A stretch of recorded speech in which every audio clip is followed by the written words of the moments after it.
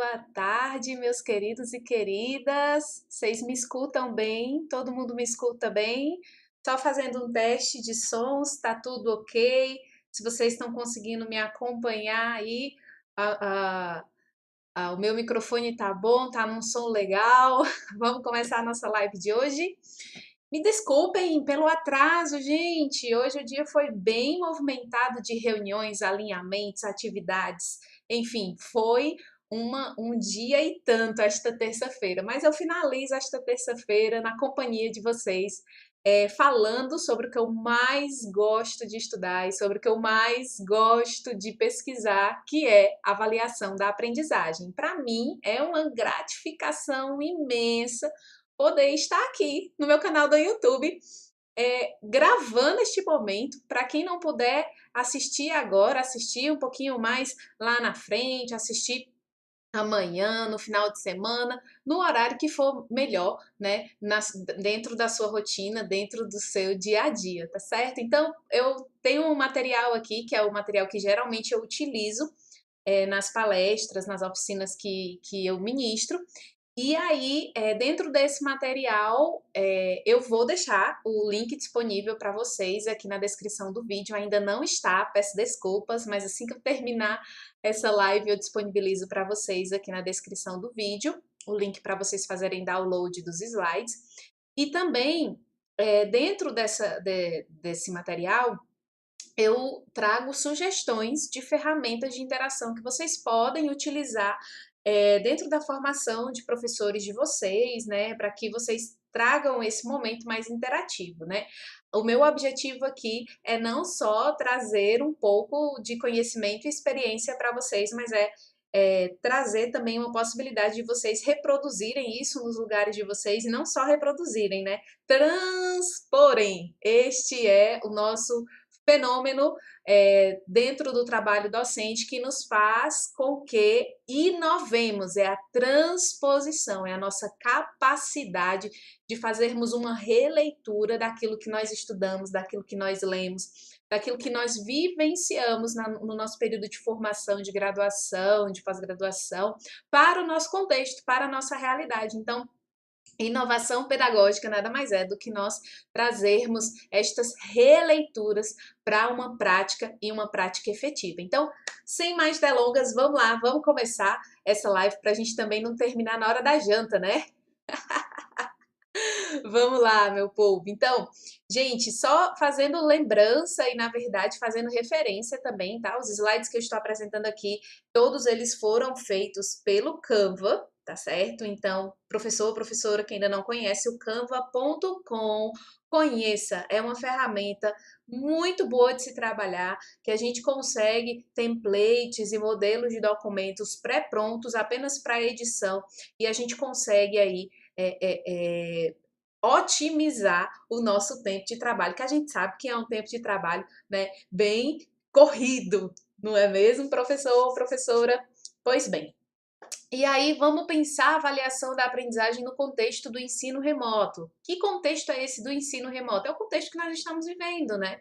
Que nós tínhamos aula presencial e agora nós trazemos essa aula presencial para um momento não presencial, né? Para um momento mais flexível e para o espaço aí do aluno dentro da casa dele, já um espaço preparado ou não, com um dispositivo pronto ou não, né? Mas nós temos esse cenário. Muitas vezes o ensino remoto com atividades impressas, né, que o aluno vai pegar na escola, enfim. Então, o ensino remoto ele tem aí esses três jeitos, né, essas variedades, não possui uma uniformidade, porque o que interessa no ensino remoto é trazer o ensino que já estava sendo feito para um local, para um espaço que traga aí a não presencialidade para o espaço, para o locus escola, né?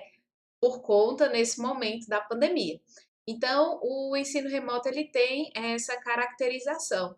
E aí, quando eu falo de avaliação da aprendizagem no ensino remoto, não tem como remeter a uma conceitualização do que seja avaliação e do próprio ensino, né? Não é porque o ensino agora é remoto que eu passo a ter uma uma condução que não era a que eu tinha de conceitualização do ensino. Então, está muito juntinho, está muito agregado. Então, o que eu vou fazer de avaliação é aquilo que eu concebo como avaliação. Aquilo que eu vou fazer de ensino remoto é o que eu concebo como ensino remoto. Então, prometo em outro momento a gente conversar mais sobre ensino remoto, ensino híbrido, que é muito isso que está em voga. Hoje a gente vai trazer os holofortes para a avaliação da aprendizagem, combinado? Então vamos lá. Bom, eu sou a professora Alana Carvalho, eu sou cearense, sou apaixonada pela educação e sou muito curiosa das novas tecnologias e desde a graduação eu estudo avaliação, então é um fenômeno que me chama muita atenção e que para mim é muito caro conversar a esse respeito. Toda a minha formação foi na Universidade Federal do Ceará, desde a licenciatura em Pedagogia, passei pelo mestrado em Educação e terminei o doutorado em Educação. E toda a minha pesquisa, ela teve aí como um escopo muito forte a questão da avaliação. Então, sou muito interessada na avaliação para redimensionar esse papel de justiça, esse papel de transparência, esse papel de regulação da aprendizagem, esse papel de não autoritarismo. Então, a avaliação, ela me chama muita atenção porque ela traz uma performance, uma postura que não é só docente, mas é uma postura também de cultura escolar, de entendimento da sociedade a respeito da educação e a respeito da escola. Então, para mim é muito caro falar de avaliação, justamente porque esse tema me chama muita atenção e me despertou muito interesse desde da minha graduação. E aí é óbvio que eu preciso trazer, né, essa observação. Toda vida que eu falo de avaliação, eu trago essa observação, que foi muito importante para mim, que é justamente a caminhada que a gente faz na graduação, no ensino superior, né?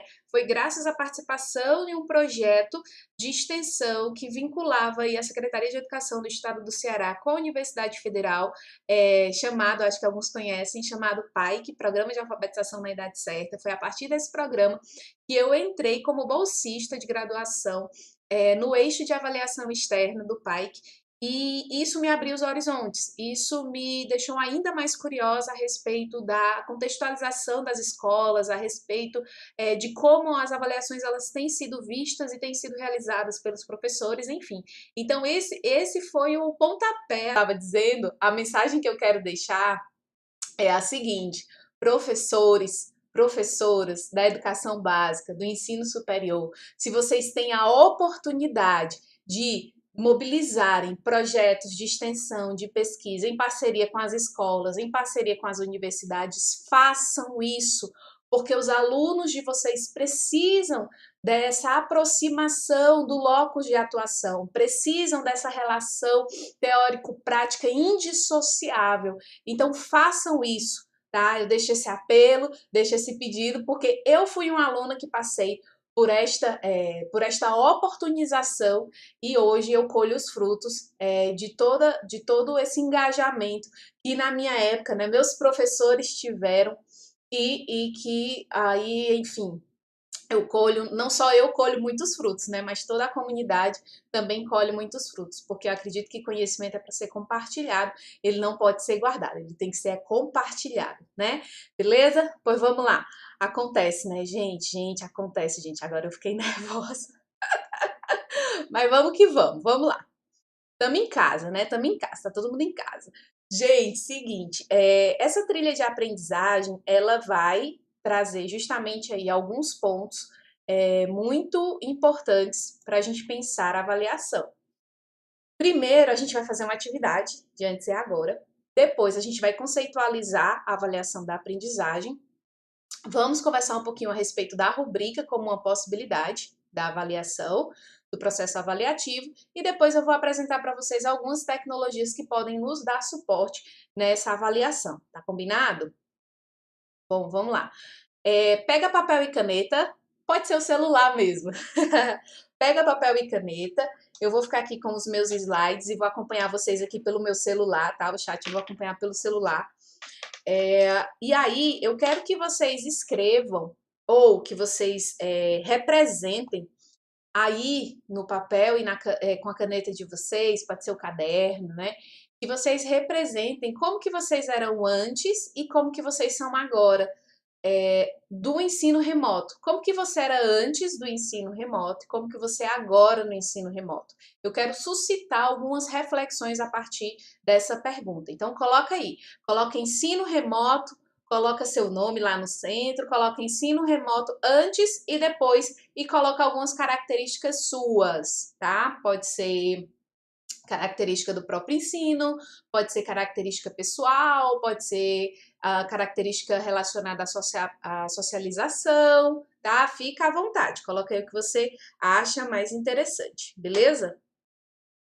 Vai colocando aí. Tempo para vocês! Gente, para essa atividade, eu coloco como ferramenta de sugestão o Padlet. Não vou utilizar o Padlet porque é uma ferramenta online, e aí quem for assistir esse vídeo depois vai ter o link do Padlet fechado e aí acaba não realizando ou tendo essa oportunidade de fazer essa representação, né? Pois bem, mas depois eu prometi e eu vou cumprir os tutoriais do Padlet, do Google Forms, do Mentimeter, de todas as ferramentas que eu venho apresentando e que vocês me pedem tutoriais rapidinhos, né, na internet de como fazer, como mexer, tá bom? Tá legal? Beleza. Então, eu acredito que antes do ensino remoto, agora vem minha bola de cristal. Tcharam! Tô brincando. Antes do ensino remoto, vocês devem ter colocado que vocês gostavam de olhar olho no olho, que vocês traziam a questão de dinâmicas interativas para a sala, que vocês eram mais tranquilos, menos estressados, né? Vocês eram mais sensíveis, né, dentro do processo de sala de aula, e agora com o ensino remoto vocês estão um pouco mais estressados, né, de cabelo em pé, vocês estão um pouco mais cuidadosos e ao mesmo tempo assim ansiosos a respeito do que vão fazer, né, do que precisam conhecer. São muitas tecnologias, o que é que eu utilizo, como que eu utilizo, etc. Então vocês acabam também trazendo um pouco dessa bagagem que não deixa de ser uma bagagem emocional, né? Então o que que eu quero, como eu vou colocar aqui, tá, melhorou. Então, o que que eu quero? Eu quero que a gente reflita um pouquinho sobre esse antes e esse agora, né? Será que antes o que você vivia de mais significativo no ensino presencial, ele ainda faz parte do ensino remoto, né? Será que o que você vive de mais significativo no ensino remoto, ele continua fazendo o elo do que você vivia de mais significativo no ensino presencial? O que que você vivia de mais significativo em cada um desses formatos de ensino? E quando você vivia a avaliação da aprendizagem antes do ensino remoto, de que forma você vivenciava ela? Será que você vivencia hoje no ensino remoto da mesma forma que você vivenciava a avaliação da aprendizagem antes? E com relação às características profissionais suas, né, com relação às suas atribuições, será que antes eram exigidas competências que não são as mesmas exigidas hoje no ensino remoto? Né? Ou será que elas já eram exigidas, mas você só ficava postergando, hein? Hein? Então, eu trago essa reflexão para vocês, para que a gente possa pensar justamente isso que eu falei no início, né? Quando a gente mudou do presencial para o não presencial, a gente tende a trazer tudo que a gente fazia lá no ensino presencial para o ensino remoto, e muitas vezes do mesmo jeitinho. Só que isso não é execuível, isso não é operacionalizável. Por quê? Porque nós temos as tecnologias muitas vezes como as nossas aliadas e como nosso meio, nosso recurso. Então a gente não consegue fazer tal qual a gente fazia antes. Então é necessário que a gente faça uma transposição. Isso mesmo, professor. E quando você para pensar sobre o antes e o agora nessa transposição, você faz reflexão sobre alguns conceitos que você achava que era e que agora eles mudaram. E eles mudaram não só por conta da tecnologia, mas eles mudaram também pelo contexto. Eles mudaram porque quando a gente olha para a câmera, né? A gente não está olhando para o aluno, é fato. Então, como que a gente vai olhar para o aluno? A gente vai olhar para o aluno através do chat, a gente vai olhar para o aluno através da atividade, através da avaliação. Então, esses subsídios, eles precisam estar muito bem ancorados em que processo? De aprendizagem. Exatamente, professor. Então, se antes eu achava que a avaliação era só proforme para ver o que os meninos tinham entendido daquele conteúdo procedimental, eu preciso pensar que a avaliação vai ser a minha forma de acompanhamento do processo de aprendizagem deles. E isso já é uma demanda, já era uma demanda do ensino presencial. Não é porque está no ensino remoto que essa demanda mudou, a demanda continua a mesma. Pensarmos na avaliação dentro da regulação, dentro do processo de aprendizagem do aluno. A maior mudança vai ser prevermos quais as ferramentas adequadas para fazer esse acompanhamento. Beleza? Tá tudo tranquilo até aí? Então, eu vou colocar minha fotinha, minha imagem aqui mais para o canto, para vocês poderem ler direitinho essa conceitualização que eu trago aí a respeito da avaliação da aprendizagem e seus elementos. Então, vamos lá. O que é a avaliação da aprendizagem? É um fenômeno, ponto 1, tá? Fenômeno. No processo de aprendizagem, ponto 2, que a partir de instrumentos, ferramentas e técnicas possibilita a coleta de dados relativos a este processo. 3. Coleta de dados. Analisando. 4. Sintetizando. 5. Comparando. 6. A um padrão previamente estabelecido. Para quê? Para quê? Para gerar uma decisão, uma atitude. Então, eu tenho 7 grandes conceitos dentro dessa conceitualização de avaliação da aprendizagem. O primeiro deles é que a avaliação da aprendizagem é um fenômeno. Então, como eu coloquei lá no meu canal do Telegram do Prof. Explica, prova não quer dizer avaliação da aprendizagem. Prova é um tipo, é um instrumento capaz de coletar alguns dados, ok? Então, a avaliação da aprendizagem, ela é um fenômeno, ela é muito mais macro do que simplesmente a instrumentalização prova. Quer ver? Quando eu penso no fenômeno avaliação da aprendizagem, eu estou pensando no processo de quê? Aprendizagem. Então, o que é a aprendizagem? É a mudança de comportamento, a mudança, a ida de um ponto A para o ponto B. É uma incorporação de informação atrelada a um raciocínio, a um esquema, atrelada a uma desenvoltura, atrelada a uma solução, a uma atitude, a uma ação, ok? Então, quando eu vejo como que eu vou avaliar essa aprendizagem do aluno, aí eu penso, eu tenho algumas possibilidades de utilizar para avaliar esse comportamento, essa atitude, essa informação do aluno. Aí que entra, a prova é um deles. E aí, quando tenho esse processo de aprendizagem bem definido na minha mente, eu vou para quê? Quais são os dados que eu preciso coletar? Então, para que a gente possa sistematizar esse processo de aprendizagem, a gente traz como recurso os objetivos de aprendizagem. Então, o que eu tenho, o que eu posso, como eu posso ver aquela aprendizagem de uma maneira mais sistematizada, onde eu possa coletar os dados. E aí eu vou coletar esses dados, eu professor, hein? Eu professor, professora, eu vou coletar esses dados, eu vou analisar, coletar, analisar e sintetizar, tá? E esses dados eu vou compará-los a um padrão previamente estabelecido. Qual que é o padrão que a gente tem hoje dentro da nossa educação acerca de aprendizagens para os diferentes níveis e modalidades da educação? Exatamente, BNCC. É o currículo mínimo que nós temos de padrão para os nossos diferentes níveis, áreas do conhecimento, modalidades da educação. Beleza? Então, a gente parte de um currículo, a gente parte de uma base, a gente parte de um pressuposto curricular para que a gente possa ter um padrão diante de um comparativo de elementos que eu vou coletar a partir de um objetivo de aprendizagem estabelecido. beleza? Ok. E depois disso, eu ainda tenho que fazer alguma coisa, né? Eu não vou coletar e sintetizar e deixar por isso mesmo. Eu tenho que dar um feedback ao aluno, eu tenho que tomar uma decisão, eu tenho que tomar uma atitude. O que muitas vezes vem escancarado e vem criticado na avaliação é que muitas vezes a decisão tomada é apenas aprovado ou reprovado. Não tem esse trato de regulação. Então, quando a gente fala de aprendizagem, que a gente sabe, e aí eu trago, né, a nossa conceitualização de aprendizagem mais recente, que é o socioconstrutivismo, que a gente percebe que o erro é simplesmente um passo a caminho do acerto.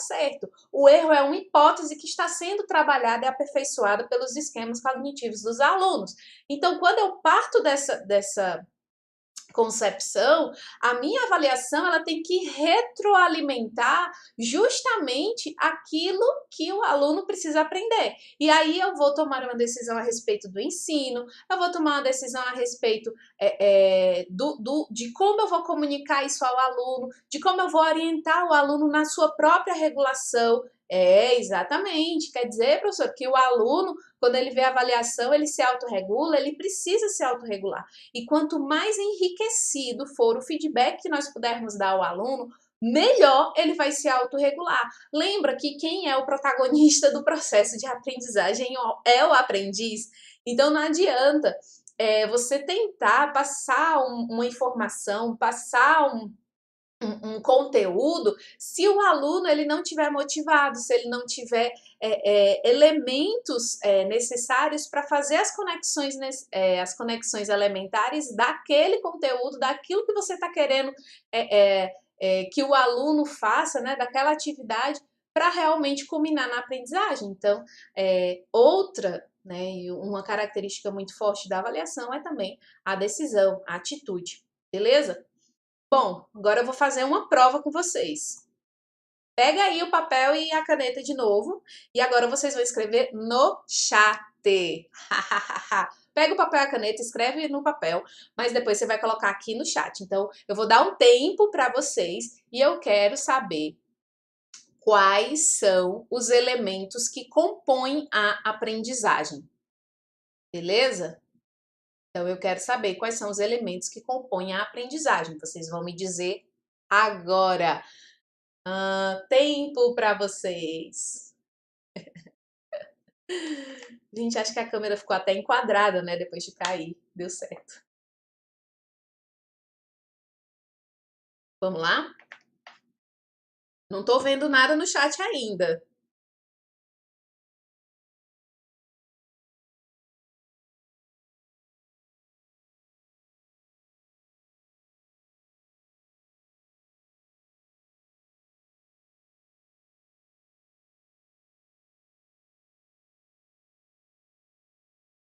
Na próxima live, se tiver atividade, eu vou colocar o reloginho do tempo. Beleza? Tranquilo? Alana, por que você para fazer atividade com a gente? Porque é importante que você faça conexões com aquilo que você tem, com aquilo que você sabe, com aquilo que você traz de bagagem. Porque é isso que eu preciso para ter uma aprendizagem significativa. Eu preciso ter uma informação nova, ancorada numa informação, numa experiência, numa sensação hipotética do indivíduo para que faça algum sentido para ele, né? Para que tenha realmente significado. Então, vocês precisam fazer essas atividades para que ajudem aí vocês pensarem a respeito daquilo que eu acabei de mencionar. Né? A professora vai elevar o nível, a professora agora não vai aceitar mais comentário de a formação foi boa, a live foi boa, o conteúdo foi bom. Não, a professora agora vai pedir para que vocês comentem, sabe o que mais te chamou a atenção e como que isso pode mudar a sua prática. Eita, professora, pegou pesado agora, pesadíssimo, porque a gente precisa fazer esse movimento mesmo de esforço. O que foi que ela falou? O que foi que mais me chamou a atenção? Será que é isso mesmo? Como é que eu posso fazer na minha prática? Beleza? Tranquilo? Ótimo, já tem algumas coisas aqui no chat. Então, eu tenho o professor, aluno, objeto, avaliação, planejamento. Bacana, show de bola. Que mais? Que mais? Que mais? Que mais? Faz parte aí do processo de avaliação, quais são os elementos? Me conta.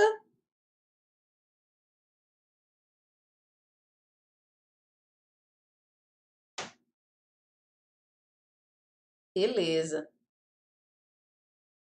Bom, vamos lá. Então, o que que eu tenho de elemento, né? Quem mencionou aí o planejamento? Beleza, show de bola. Tenho sim o planejamento. Quem mencionou aí aluno, professor? Beleza, é tudo ator, tá? De forma indireta e direta nesse processo e nesses elementos que eu vou trazer. E também quem mencionou aí justamente instrumentos, técnicas, né? Trouxe o segundo grande elemento, que são, de fato, os instrumentos de avaliação. E quem mencionou aí o contexto do aluno tá também todos os elementos, né? Porque trazem aí relações e ligações importantes para nós sabermos que feedback dar, que instrumento escolher, que objetivo elencar como objetivo de aprendizagem mais importante. Beleza? Feedback tá onde? No terceiro elemento, que é a comunicação dos resultados. Então, vamos lá. Pega o papel de novo aí e anota. Os elementos da avaliação da aprendizagem são objetivos de aprendizagem, instrumentos de avaliação e comunicação dos resultados. Então, eu tenho esses três aspectos, elementos, compósitos do fenômeno da avaliação da aprendizagem. Eu preciso saber o que eu vou avaliar do meu aluno. Então, eu preciso ter o conhecimento aliado a uma habilidade, aliado a uma atitude. Então, eu estou falando de quê? Competências, exatamente. Lembra que a gente tem que beber na BNCC? Então, quando eu vou avaliar o meu aluno, eu preciso pensar o que é que eu quero que ele demonstre a respeito do conceito? O que é que eu quero que ele demonstre a respeito de uma técnica?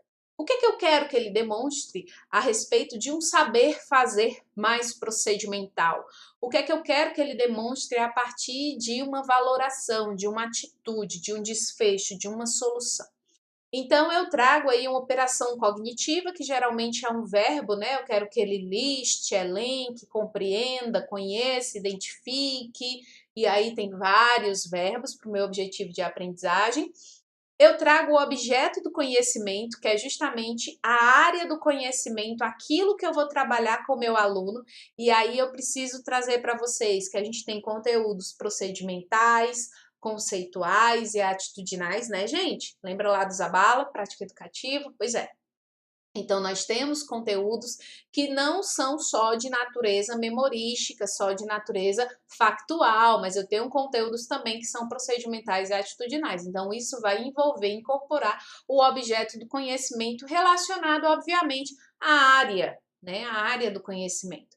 E eu tenho, por fim, um contexto. Então, para que tudo isso faça sentido, eu preciso direcionar o que para que eu quero que o meu aluno demonstre aquilo, né? Qual que é a finalidade? Em que aquilo deve ser especificado? E aí eu trago um contexto. Então, quando eu tenho essas três chavinhas aí, né? A operação cognitiva, objeto do conhecimento e contexto, eu consigo trazer aí uma competência mais plausível e um objeto de aprendizagem que vai fazer com que eu pense no instrumento de avaliação, exatamente. Então, dependendo do conteúdo que eu vou querer coletar de dados do meu aluno, eu vou ter aí um instrumento mais ou menos relacionado à coleta qualitativa ou à coleta quantitativa, né? Então, dentro dos instrumentos de avaliação, eu tenho os tipos de dados que eu quero coletar. Então, dependendo daquilo que eu quero coletar,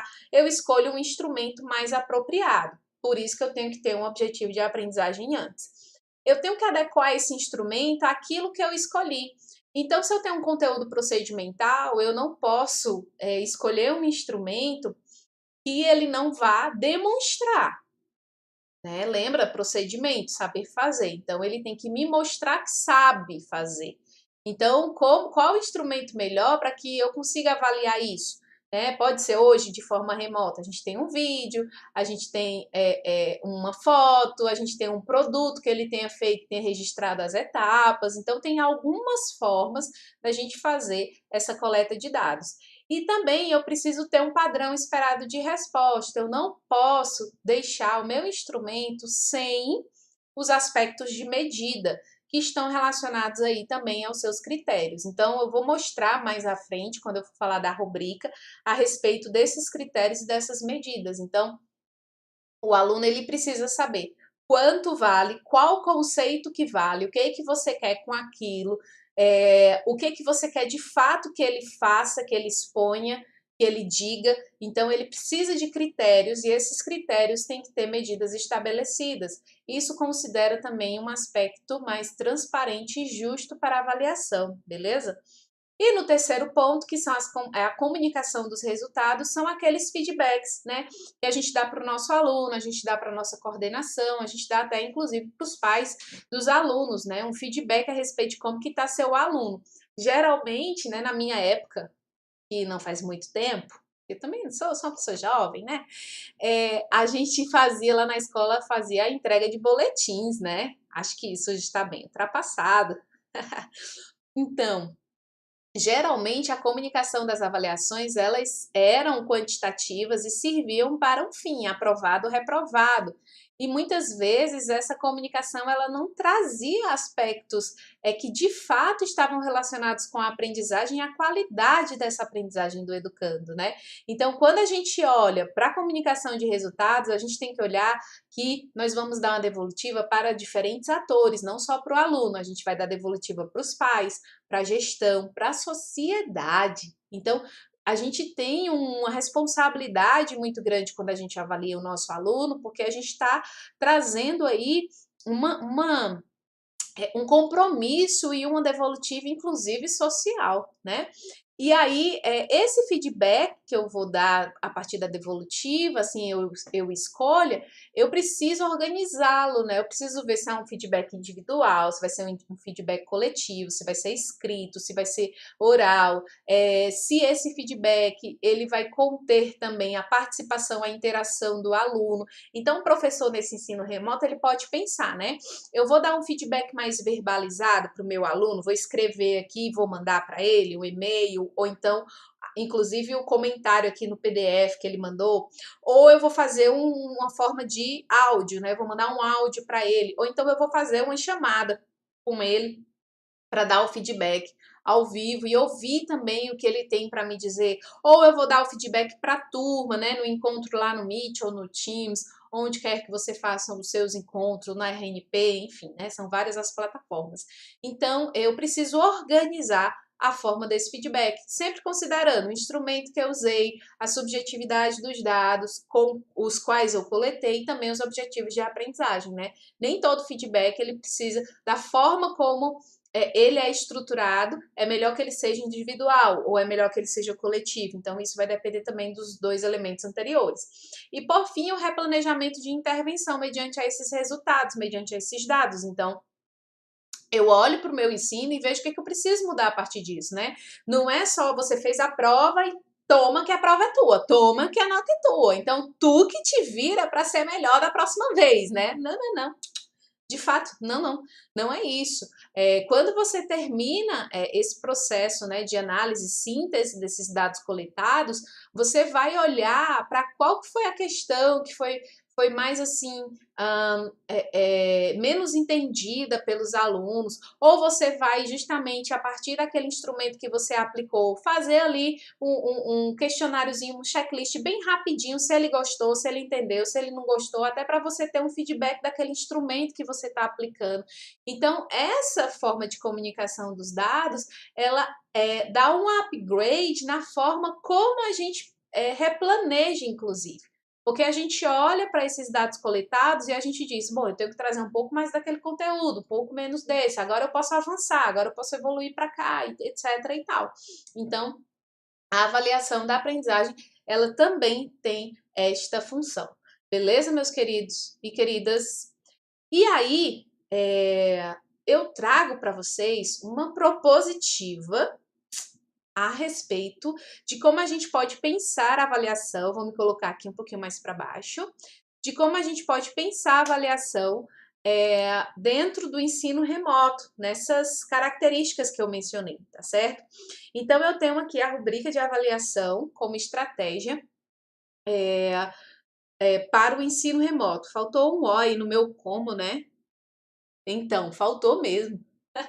Beleza, corrige depois. Então, o que seria a rubrica de avaliação e como eu poderia utilizá-la? Quem já está aí no meio da educação à distância, quem já está aí utilizando a plataforma Moodle, já tem acesso a o tipo de medida relacionada à escala, chamada rubrica de avaliação, certo? Então já tem um pouco mais de interação.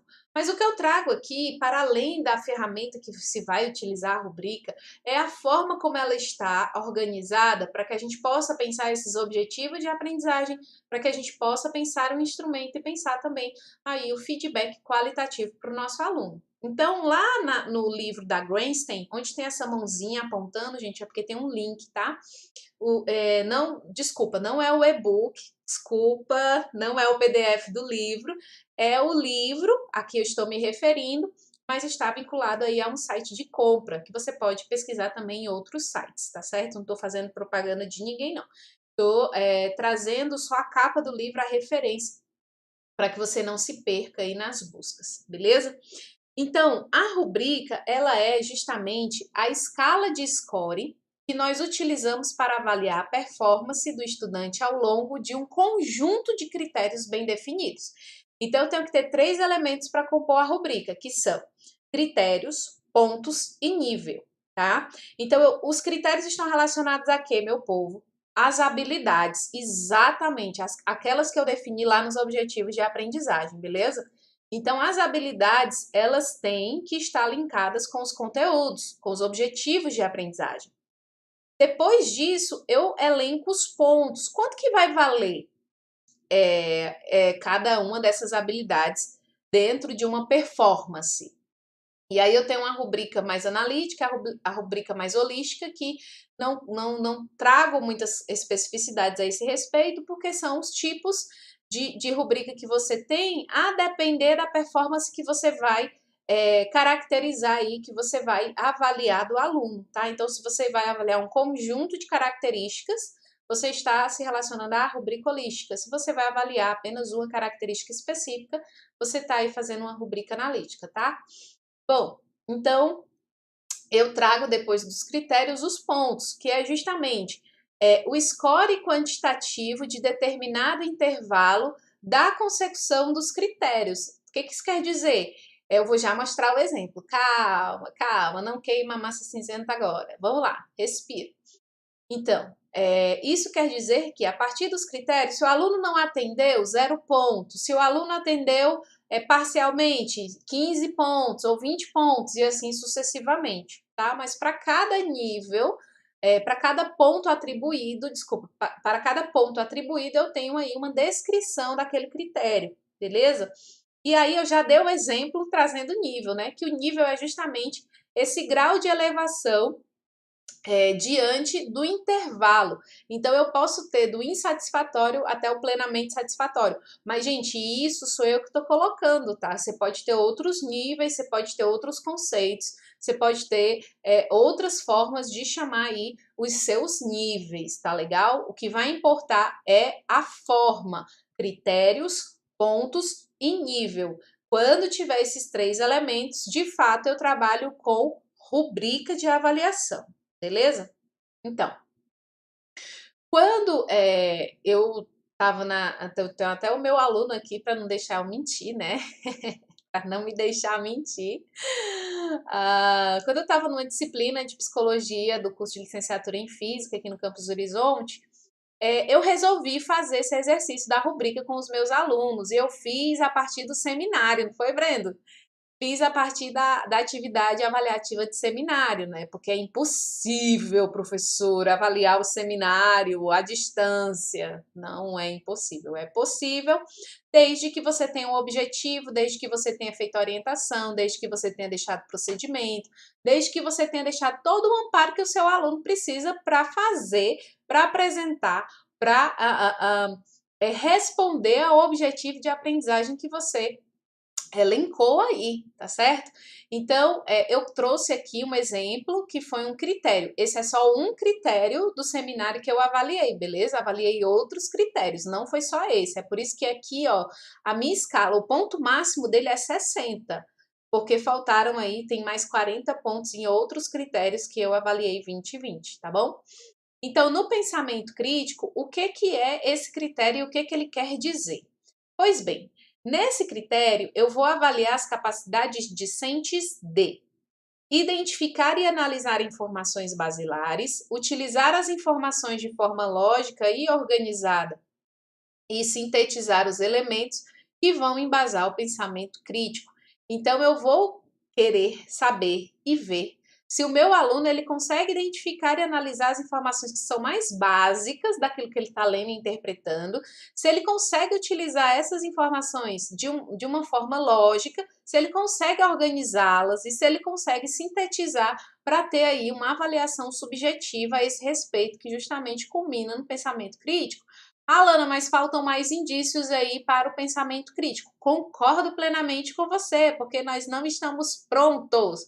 Nós estamos num caminho de aprendizagem e de aperfeiçoamento. Então, com certeza, me dá aí a tua dica, me dá o teu feedback do que está faltando aqui nesse critério, que com certeza eu vou adotar, eu vou modificar aqui a minha rubrica, beleza? Então, esse é o critério e a descrição do critério, o que ele está avaliando de habilidade.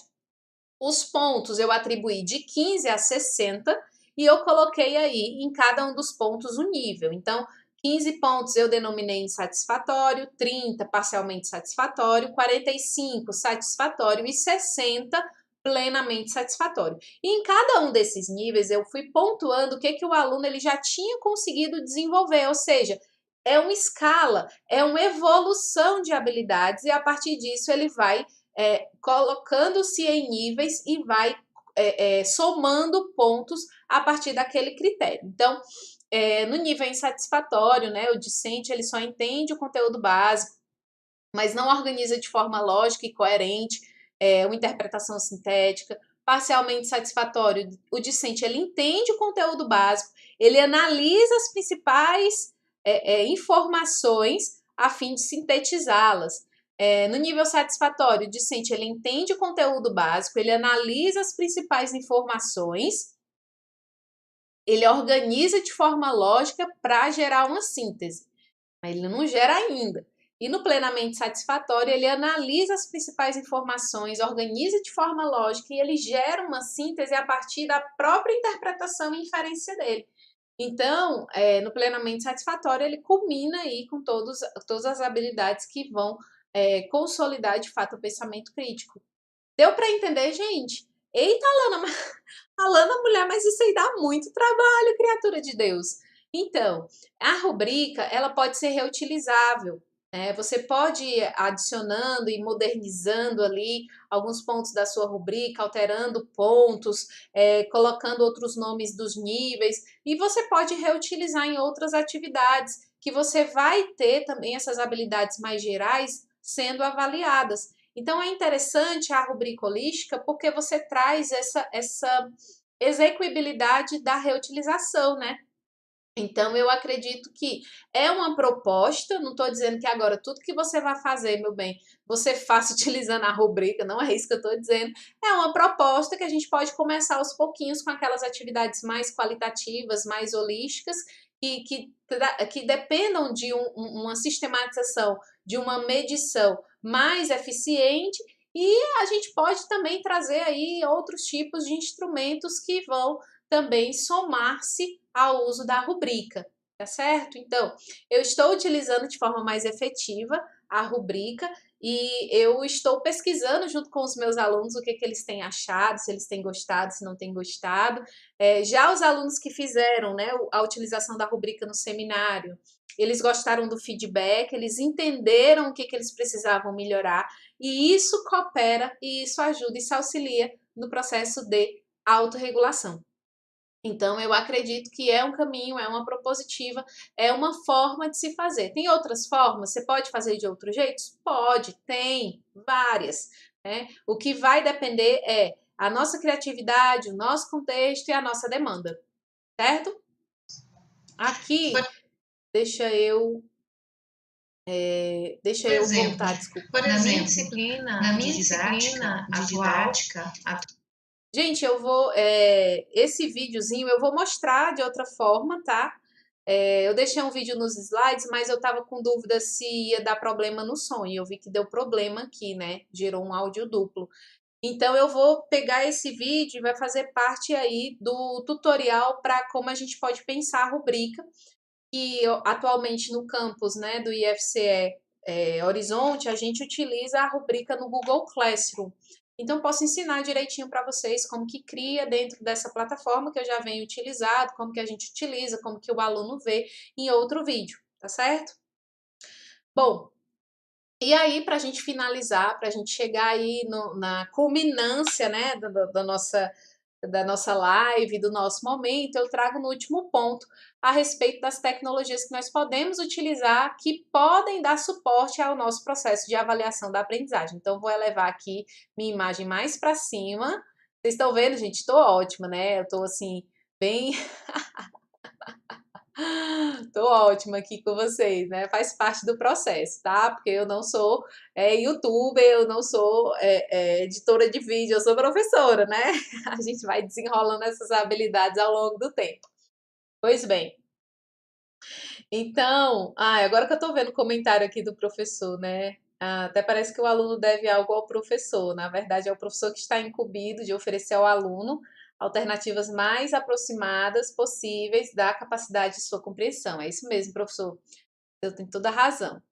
Então, das tecnologias, né, para que eu escolha aquela que faz mais sentido para minha aplicação de avaliação, eu preciso ter 3 critérios, preciso ter 3 aspectos na hora de escolhê-la, tá? Ou escolhê-las, ok?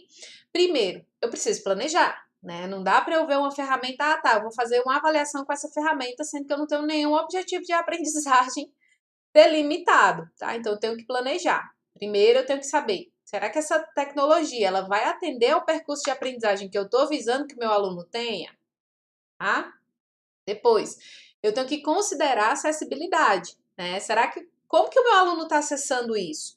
Como que ele, qual a condição dele de manuseio, de destreza técnica mesmo dessa ferramenta, desse software? Será que isso não vai culminar justamente na infelicidade dele não me dar uma resposta interessante porque ele não sabe manusear a ferramenta?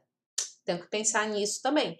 Lana, mas aí a gente só vai utilizar a ferramenta que o aluno já saiba usar? Não, você pode ensinar para o aluno a utilizar essa ferramenta e dizer que ele vai utilizar ela no momento de avaliação. Por que não?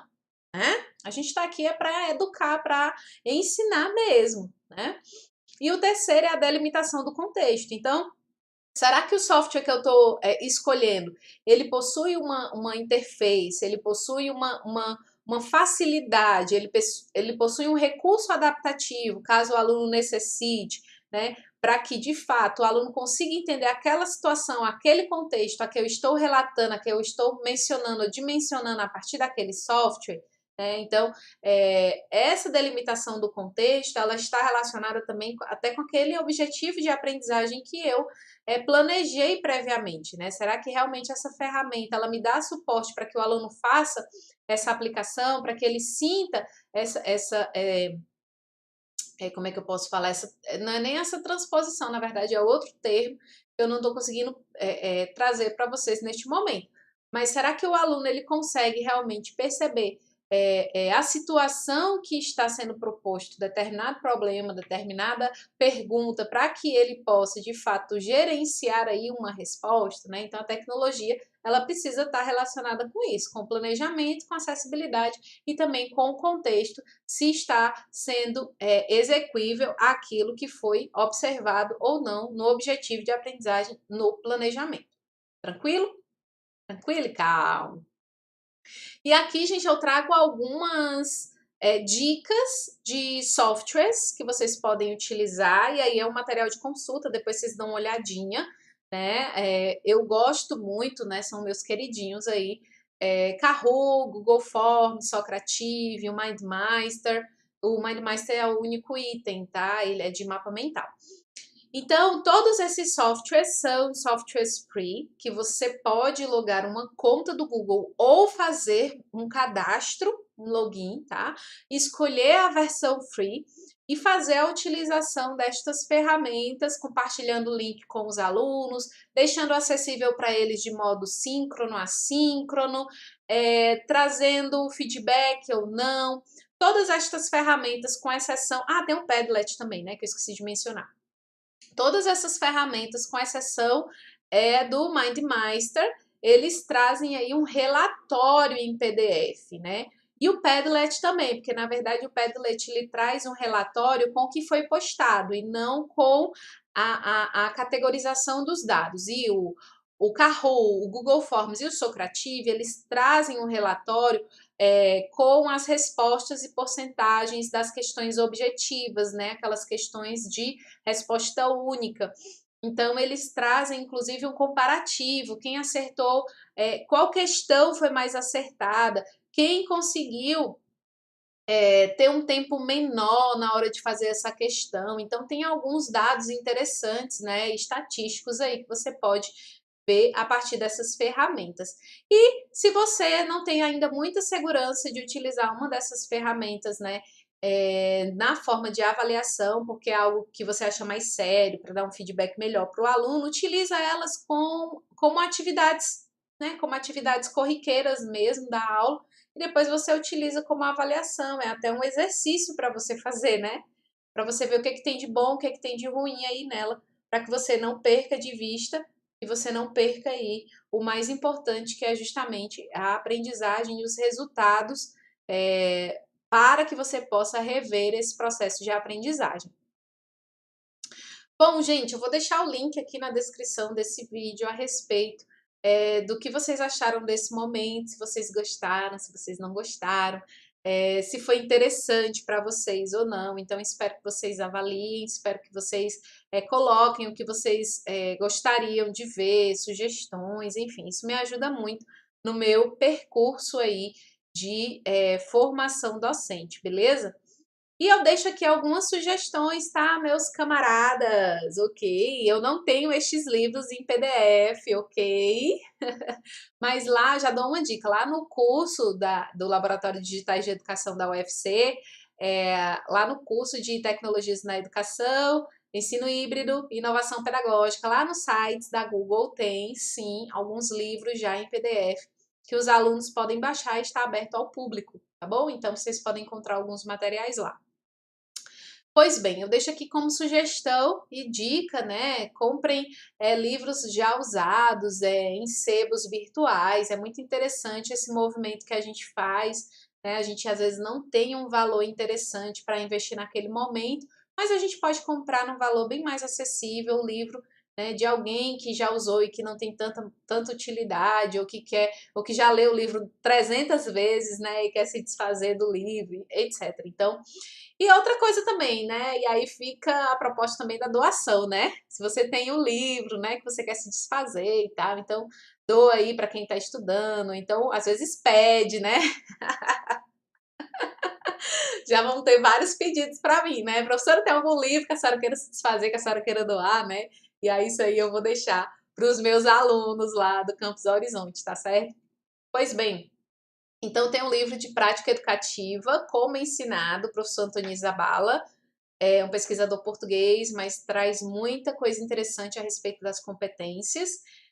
Temos aí um livro sobre avaliação que é do Menegola e da Santana, tá bom? Que é Por que Planejar e Como Planejar. É um livro que traz bem discriminadinho a respeito do planejamento, dos objetivos, dos instrumentos, do feedback, tá bom? O ensino híbrido, que eu estou colocando como sugestão de leitura para todos os professores. Por quê? Porque a gente precisa começar a pensar nas novas tecnologias como aliadas e não simplesmente como um momento emergencial. A gente precisa começar a pensar a respeito de como nós já mudamos até aqui e como nós não podemos evoluir, né? Que nós não podemos voltar, né? Na evolução a gente tem mais aqui crescer, a gente tem que mais ir para frente. Então, não quero dizer a respeito como é que eu posso dizer que o ensino híbrido é o melhor. Não, na verdade o ensino híbrido é uma proposta de ensino que está muito ancorada, que está muito relacionada à proposta do ensino que o próprio professor Antônio Zabala traz. Ele já trouxe isso na década de 90, né? Década de 80, 90. A gente já traz uma proposta de ensino que está bem ancorada no ensino híbrido. A diferença é que o ensino híbrido ele traz mais tecnologias. Então, o protagonismo do aluno, a centralidade na aprendizagem, isso tudo são componentes, aspectos que a gente já vem discutindo no ensino, mas que a gente não tinha tido ainda o time para fazer essa virada de disco, né? E nós estamos tendo esse time e essa possibilidade de virada agora. E, não menos importante, o livro de avaliação educacional do professor Cipriano Luquez, da UFBA, né? Ele é filósofo e traz toda uma conversa, né? Bem didática, a linguagem é bem clara, bem tranquila a respeito da avaliação da aprendizagem, né? Então, ele faz todo uma explicação, uma contextualização histórica da avaliação desde os testes e como ela poderia ser vista e como ela poderia ser redesenhada dentro do contexto escolar. É um livro também muito interessante. E aí, para quem não me segue ainda, né, deixa aqui os meus contatos, tá bom? No Instagram, eu sou @profa.alana. No Facebook, eu sou Alana Carvalho. E no Telegram, eu sou Profalana, tudo junto, tá? E tem também, é porque eu esqueci de colocar aí, tem também outro canal, que é o @profexplica do Telegram, que eu me comprometi a todos os dias lançar aí uma informação, uma dúvida, algo relacionado à educação, relacionado à avaliação, novas tecnologias, ensino remoto, ensino híbrido, enfim, lá no canal. Tá certo? Bom, espero que vocês tenham gostado. Deixe meu muito obrigada, deixe meu abraço, deixe meu beijo carinhoso. Desejo a todos um bom jantar e até a próxima. Então, me acompanhem aí pelo Instagram, tá certo? Vejam aí, me digam aí o que é que vocês querem para os próximos momentos de live. Eu espero poder toda terça-feira trazer esse momento de live, se não for na terça, né? Eu espero trazer no outro dia da semana, mas eu espero contribuir, espero cooperar aí para o aprendizado, para o crescimento de todos vocês. Meus queridos e queridas, um forte abraço virtual, um grande beijo e sintam-se todos muito bem-vindos a fazer parte desse canal, a fazer parte destas formações. Então, um beijo e até a próxima. Tchau, tchau!